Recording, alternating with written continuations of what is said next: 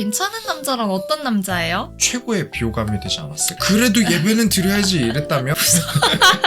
지난번 영상에서 교회 안에 남자들이 많이 없고 그리고 여자들이 많이 좋아하는 이성적으로 끌리는 그런 인기가 많은 남자들은 이미 다른 여자들에 의해서 그렇게 된 것이다. 이런 얘기를 하면서 그러니까 성장케를 만나는 게 좋다 말씀을 드렸었는데요. 이 얘기를 오늘 남자 입장에서 목사님과 함께 더 자세하게 나눠보도록 하겠습니다.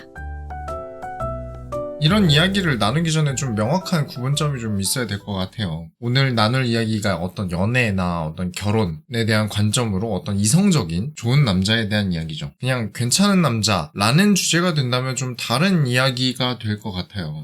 연애할 때는 좀 부족한 남자일 수 있지만 가정에서는 좋은 아들일 수 있고 누군가에게 좋은 친구일 수 있고 누군가에겐 좋은 형제일 수도 있는 거니까요. 그러면 여자들이 연애하고 싶거나 결혼하고 싶은 남자는 어떤 걸까요? 어떻게 정답이 없을 것 같아요. 사람마다 취향은 다 다르니까요. 근데 문제는 여성분들이 싫어하는 행동을 하는 게 좀 있지 않을까. 맞아요. 진짜 남자분들이 잘 아셔야 되는 게 여자들이 좋아하는 행동 10가지를 하는 것보다 싫어하는 행동 1가지를 안 하는 게 더 중요한 것 같아요. 그러면 여자들이 싫어하는 행동을 안 하는 게 중요한데 여자들이 어떤 행동을 싫어하는지를 어떻게 알 수 있죠? 경험이 좀 중요하다고 생각해요. 근데 어떤 경험을 말씀을 드리는 거냐면 저는 어떤 글이나 시청각 자료 같은 것 그런 것에만 의존하는 지식은 분명히 한계가 있다고 생각을 하거든요. 이 외에 2가지 과정 정도는 더 거쳐야 된다고 생각을 합니다. 뭔가 글이나 누군가의 도움, 설명, 어떠한 책 같은 걸로 배움을 얻었다면 그것을 설명할 수 있는 메타인지로 넘어가는 과정을 좀 거쳐야 된다고 생각을 하고요.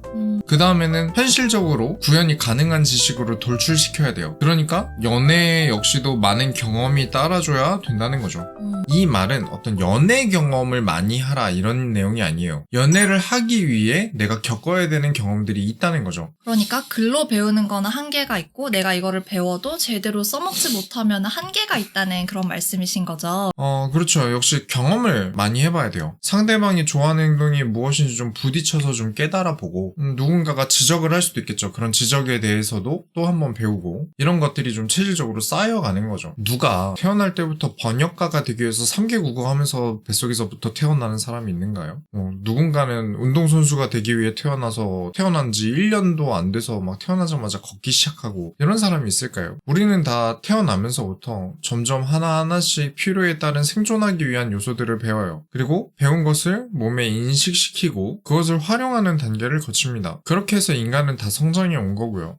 이건 연애도 마찬가지라고 생각을 해요. 그런데 문제는 남자가 남자에게서 가르쳐주고 배우게 되는 여성에 대한 지식은 사실 귀로 듣고 배운다는 데서 그친다는 거죠. 진짜는 이성과 어떠한 관계에 의해서 부딪히고 그러면서 배워가는 게 중요한 거예요. 결국 실전이 중요하다는 거네요. 그렇죠. 실전이 없으면 안 된다. 네, 예를 들어서 얘기를 해보자면 여성분들은 한 달에 한 번씩 이렇게 생리를 거치셔야 하잖아요. 그것에 대해서 남자가 100% 이해할 수 있을까요? 완벽하게 이해할 수 있을까요? 여성분들끼리도 체질에 따라서 통증이나 이런 것들이 다 다를 텐데 그걸 남자가 무슨 수를 써야 다 이해할 수 있을까요? 그걸 우리가 잘 모르기 때문에 여성의 생리에 대해서 우리가 어떻게 반응을 해줘야 되고 대비해야 되는지 어떤 경험들이 필요한 거죠. 옆에서 직접 겪어보니까 어떠세요? 넘어가도록 하겠습니다. 그냥 옛날 얘기인데 저는 한참 목회자가 되겠다는 비전을 10대 때 품었어요. 그때 막 열정이 넘쳐서 그랬는지 여성분들이 생리 때문에 아파서 예배를 못 드린다는 것에 대해서 이해할 수가 없는 거예요. 그걸 되게 좀 못마땅해 했었던 것 같아요. 지금은 좀 얘기가 다르죠. 지금은 좀 약이 그래도 잘 나온 것 같은데 그때는 약도 뭐 제대로 준비하지 못했을 경우에 통증을 본인이 고스란히 감당했어야 됐던 것 같고요. 그러다가 차츰 교회를 하면서 어떤 직간접적인 생리통에 대한 통증을 겪는 것들을 보게 되면 비판적인 생각이 좀 줄어들게 되더라고요. 그때 당시에 다행히 제가 입 밖으로 말을 꺼내지는 않았지만 만약에 제가 꺼냈다면 저는 그 교회 내에 최고의 비호감이 되지 않았을까. 완전 비호감. 제가 막 거기다 대고 그래도 예배는 드려야지 이랬다면 정말 큰일 났을 것 같아요. 이런 것은 사실 하나의 예시일 뿐이지 이 외에도 분명히 여성과 남성의 차이는 엄청 많을 거예요. 다 이해할 수 없는 것들이 다 많을 거고요.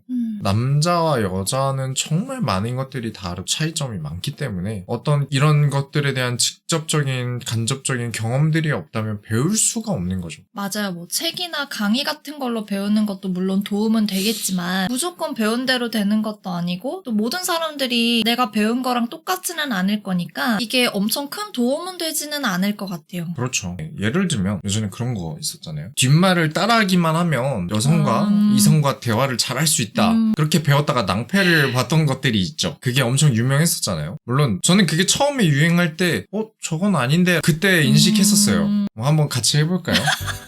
주말에 뭐해? 주말에 약속 있는데 있는데 그래서 영화 못 볼 것 같아요. 같아요? 뭐든지 배운 게 있으면 실습 단계를 거치셔야 되고요. 이게 되느냐 안 되느냐를 겪어야 하는 것 같아요. 그렇다고 진짜 실습해본다고 아무 여자분이나 자꾸 주말에 뭐하냐 영화 보자 이러면 안 되는 거 아시죠? 그러면 대체 이거를 어디서 배워야 되는 거예요? 누가 가르쳐줘서 될 게 아니라면 직접 경험을 해보는 수밖에 없는데 그러려면 연애를 해야 된다는 거잖아요. 근데 연애를 할 수 있다면 이런 고민들이 사실은 진작에 좀 덜어졌을 텐데 어떻게 해야 될까요? 연애를 하지 않고 그래도 이렇게 많은 여성분들을 옆에서 보고 배울 수 있는 곳이 있습니다. 어디냐면 교회죠. 교회는 정말 최고의 장소입니다. 교회에서 자꾸 어떤 연애라는 프레임으로 난 연애할 거야 그래서 교회 갈 거야 이러지 마시고 제발 그러지 마시고 그런 프레임을 가지고 사람을 만나지 마시고 여성을 이해해 본다는 측면으로 교회 부서나 어떤 나눔 속에서 지체들을 좀 만나보면 정말 많이 배우시게 될 거예요. 교회는 연령대별로 다 여성분들이 계시죠. 그 여성분들에게 미움받지 않는 사람이 된다면 그것만으로도 충분히 정말 대단한 겁니다. 그것만으로도 충분히 호감형인 사람이라는 거예요.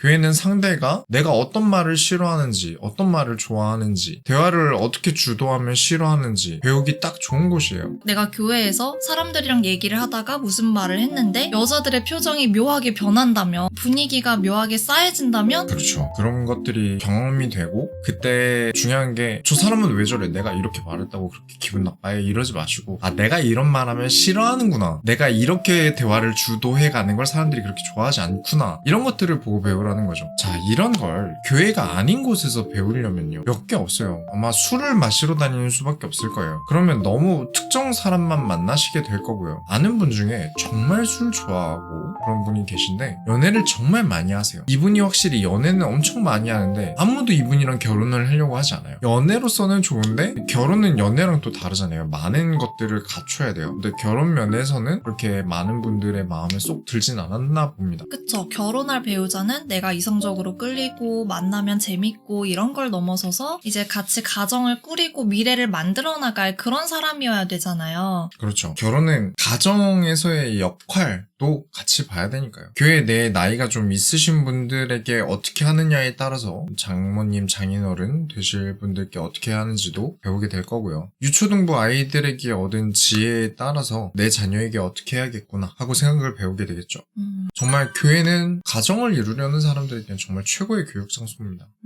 중요한 건 본인이 배울 의지가 있다면요. 그러게요. 교회에서는 여성에 대한 것들뿐만 아니라 다른 많은 다양한 것들도 배울 수 있는 그런 장소네요. 네. 이런 과정에 대해서 이해를 하셨다면 이미 너무나 괜찮다고 여겨지는 형제분들은 아주 지금까지 학습이 잘 되어 온 존재라는 것을 이해하실 수 있게 될 거예요. 근데 이런 분들은 인기가 이미 정말 많아요. 네, 그럴 수밖에 없죠. 이미 비호감에서 레벨업을 해서 호감까지 가고 호감에서 더 레벨업을 하신 거니까요. 그래서 여성분들 입장에서는 이런 남자분들을 만나는 건 정말 치열할 거예요. 굉장히 큰 경쟁을 치러야 돼요. 내가 그런 남자를 만날 수 있을 만큼의 대단한 능력치를 가지고 있는 게 아니라면 차라리 그런 경쟁 구도에서 계속 경쟁하는 것보다는 가능성 있는 남자를 찾아서 투자하는 게 조금 더 지혜롭고 현명한 방법이 아닐까요?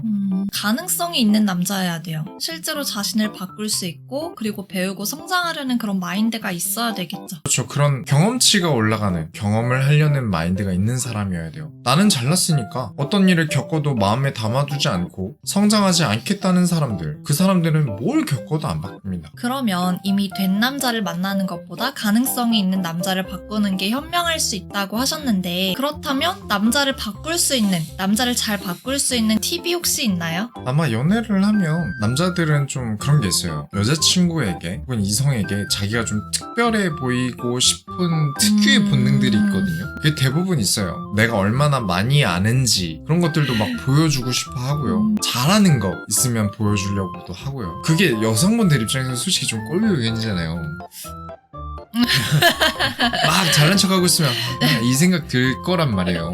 네, 너무 싫어하지 마시고 좀 이걸 자극을 하셔야 돼요. 뭐 운동하는 거 너무 멋지더라, 내가 말하는 것에 공감해줘서 너무 좋더라. 남자들은 칭찬받는 거 되게 좋아하거든요. 확실히 칭찬받는 거, 인정받는 거 이런 거 좋아합니다. 진짜 그런 것 같아요. 그런데 이런 말을 해주면, 이렇게 칭찬해주면, 나 이래서 좋더라, 이래서 멋있더라 이런 얘기 해주면 그 다음에 나올 말들이 여성분들 입장에서 굉장히 재수없는 말들일 거예요. 내가 이런 걸 좀 잘하지, 내가 어떻게 공감하게 됐냐면, 내가 운동을 어떻게 하냐면 말이지, 막 이러면서 얘기를 할 거예요. 이제 TMI 나오는 거죠. 그렇죠. 오늘은 등 운동을 몇 개를 했고 뭐 풀업은 어떻게 하냐면 이러면서 너무 TMI를 막 늘어놓을 거란 말이에요. 이런 게 좀 꼴사납게 느껴질 수 있지만 티내지 마시고 계속 건드세요. 그걸 계속 건드세요. 특히 여성분들이 원하는 모습을 계속 칭찬으로 해주셔야 돼요. 그러면 여러분이 원하시는 것도 얻으실 수 있고 분명 점차적으로 많이 좋아질 거예요. 결국에는 처벌이 아니라 긍정적인 보상을 해야 되는 거네요. 약간의 밀당은 해야죠. 계속 칭찬하다가 잘한다만 하는 게 아니라 요즘은 왜 운동 안 해? 뭐 이런 식으로 요즘에 바빠 운동을 안 해? 조련을 잘해야 되는군요. 요즘 팔이 좀 얇아진 것 같아, 막 이런 식으로 나오면 이제 아닌데 나 운동 많이 하는데 이래놓고 그 다음부터 이제 다시 운동하기 시작하고. 그리고 이제 운동하고 오면은 그쵸. 우와, 엄청 다시 단단하다. 운동 열심히 했나 보다. 그렇게 해서 좀 극도로 레벨업이 되는 사람들이 있는 거죠. 그런 사람들이 지금 연애 시장에서 상위 포식자를 하고 있는 거고요. 이런 분들이 어떤 여자분들이 싫어하는 걸 안 한다의 경지를 넘어서서 어떤 여성분들을 막 쥐락펴락할 수 있는 정도의 수준까지 완전 극도로 올라간 분들도 계신 것 같아요. 완전 고수분들이네요. 네. 근데 이런 분들을 여성분들이 만나면 이제 불행이 좀 찾아오죠. 삶이 힘들어질 거예요.